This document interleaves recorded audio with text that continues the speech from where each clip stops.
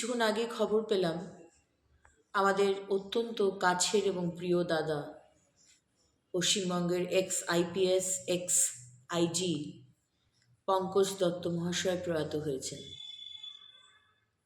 এটা একটা সামান্য মৃত্যু নয়, এটা একটা খুব পরিকল্পিত খুনও বলতে পারেন।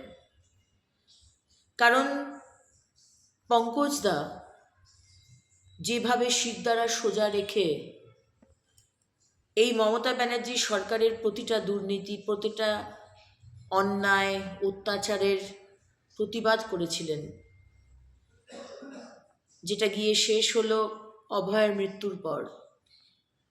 অভয়ের মৃত্যুতে যা যা ঘটনা ঘটেছে এবং সেটা কতটা অন্যায়, পুলিশের রোল কী ছিল, সরকারের রোল কী ছিল, প্রতিটা চ্যানেলে গিয়ে পঙ্কজদা চোখে চোখ রেখে এই সরকারের সাথে লড়াই করেছিলেন।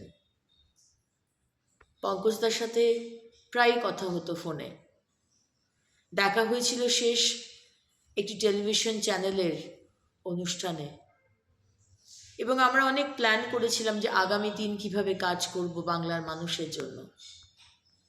সেটার করা হলো না।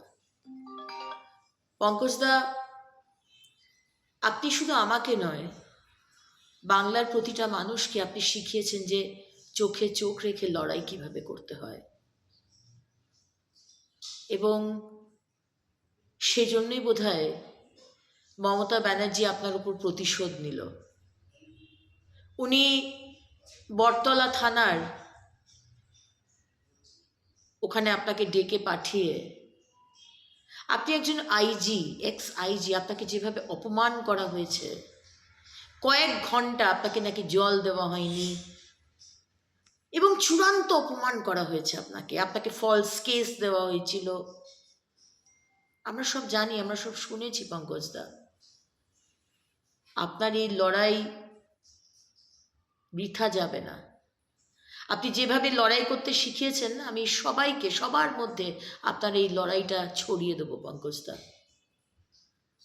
আপনি যেখানেই থাকুন, ভালো থাকুন পঙ্কজদা। আমি জানি সেখানেও আপনি গিয়ে কি করে চোখে চোখ রেখে শিরদাঁড়া সোজা করে লড়াই করতে হয়, আপনি সেখানেও গিয়ে বোধহয় ওটাই শেখাবেন। আর মুখ্যমন্ত্রী মমতা বন্দ্যোপাধ্যায়, আপনার জন্য আজকে আমরা পঙ্কজদাকে হারালাম। হ্যাঁ, ইউ আর রেসপন্সিবল। আপনি এবং আপনার পুলিশ পঙ্কজদার আজকে প্রাণ কেড়ে নিলেন।